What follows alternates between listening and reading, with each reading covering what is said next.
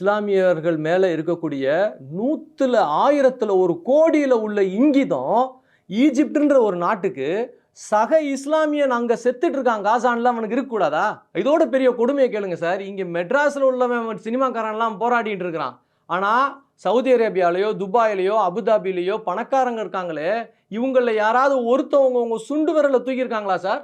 இந்த கத்தார்ன்ற ஊருடைய ராஜா இருக்கானே, கோடீஸ்வரன், பல லட்சம் லட்சம் கோடி உள்ளவன், அவன் 10,000 கோடிக்கு ஒரு ஏரோப்ளேனை ட்ரம்புக்கு பரிசளித்தானா? ஏண்டாப்பா டேய் முஸ்லீம் ராஜா, உன் 10,000 கோடிக்கு ட்ரம்புக்கு உனக்கு ஏரோப்ளேன் பரிசளிக்க முடியுது, இந்த செத்துட்டு இருக்கிற காசா இஸ்லாமியர்களுக்கு ஒரு சின்ன உதவி செய்ய முடியாதா? இத்தனைக்கும் அவங்களும் அரேப்ஸ் தான். அவனும் அரேப் தான்.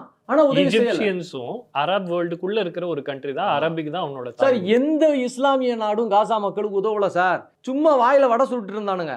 உதவுன நாடுகள்லாம் பாத்தீங்கன்னா, அந்த போராடுற ஊர்கள்லாம் பாத்தீங்கன்னா, அமெரிக்கால உள்ள கிறிஸ்துவன் போராடுறான், பிரான்ஸ்ல உள்ள கிறிஸ்துவன் போராடுறான், ஜெர்மனில உள்ள கிறிஸ்துவன் போராடுறான், இந்தியாவில் உள்ள கிறிஸ்தவனும் போராடுறான், இந்துவும் போராடுறான். ஆனா எந்த முஸ்லீம் நாடுல உள்ள எந்த முஸ்லீமும் போராடல சார். அவன்லாம் கோடி கோடியா கடவுள் அவனுக்கு அந்த பெட்ரோல் காசை கொடுத்துருக்கிறான்ல.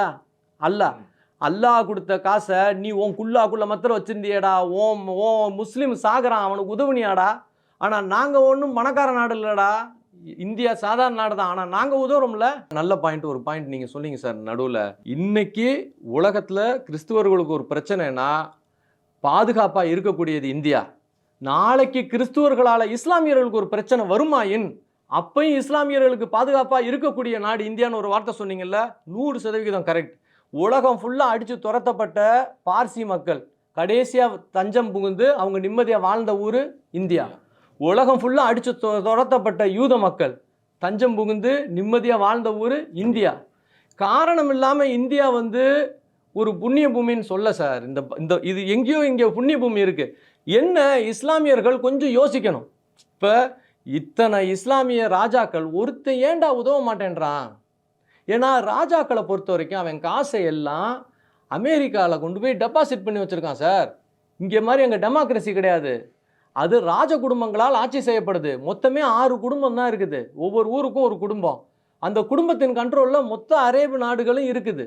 இங்கே உள்ளவங்க விவரம் இல்லாமல் என்ன நினச்சிக்கிட்டு இருக்குங்க, அது முஸ்லீம் நாடுனால முஸ்லீமுக்கு சப்போர்ட் பண்ணுவான்னு நினச்சிக்கிட்டு இருக்கு. பாவத்தை.